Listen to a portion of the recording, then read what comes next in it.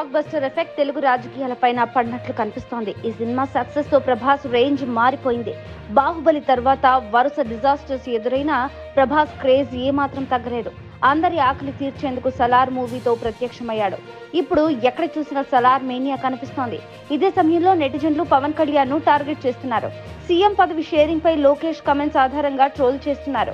ఈ మూవీలో ప్రశాంత్ నీల్ ప్రభాస్ ని ఎలా ఉపయోగించుకున్నాడనేది సోషల్ మీడియా వేదికగా ఆసక్తికర చర్చ సాగుతోంది.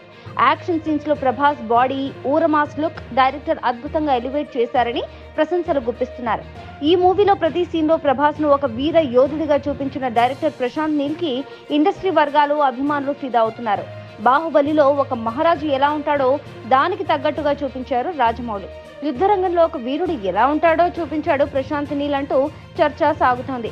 ఇది పొలిటికల్ టర్న్ తీసుకుంది. అందులో భాగంగా సోషల్ మీడియాలో ఒక పోస్ట్ వైరల్ అవుతోంది. ప్రభాస్ కటౌట్ కి తగ్గట్టుగా వాడుకుంది రాజమౌళి, ప్రశాంత్ నీల్. ఎన్టీఆర్ ని బాగా వాడుకుంది వివి వినాయక్, రాజమౌళి. అల్లు అర్జున్ ని సూపర్ గా వాడుకుంది త్రివిక్రమ్, సుకుమార్. ప్రిన్స్ మహేష్ బాబుని బాగా వాడుకుంది పూరి జగన్నాథ్. ఇక పవన్ కళ్యాణ్ ఒక రేంజ్ లో వాడుకుంది కేవలం మాజీ సీఎం చంద్రబాబు అంటూ ఎక్స్ లో చేసిన పోస్ట్ సర్క్యులేట్ అవుతోంది. పవన్ కళ్యాణ్ ని ఉపయోగించుకోవడంతో చంద్రబాబుతో ఏ డైరెక్టర్ పోటీ పడలేదని డైరెక్టర్ ఆర్జీవి చెప్పుకొచ్చారు. తాజాగా టీడీపీ నేత నారా లోకేష్ తమ ప్రభుత్వం అధికారంలోకి వస్తే పవన్ కు సీఎం పదవి ఇచ్చే ఆలోచన లేదని తేల్చి చెప్పారు. అసలు అలాంటి ప్రతిపాదనే లేదని, పవన్ సైతం చంద్రబాబు సీఎం గా ఉంటారని ఇప్పటికే స్పష్టం చేశారని చెప్పుకొచ్చారు.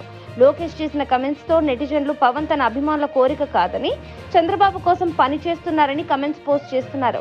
లోకేష్ వ్యాఖ్యలపై పవన్ కు బలమైన మద్దతుదారుగా ఉన్న చేగొండి హరిరామ జోగయ్య లాంటి వారు సైతం స్పందించారు. జనసేన మాత్రం అధికారికంగా రియాక్ట్ కాలేదు.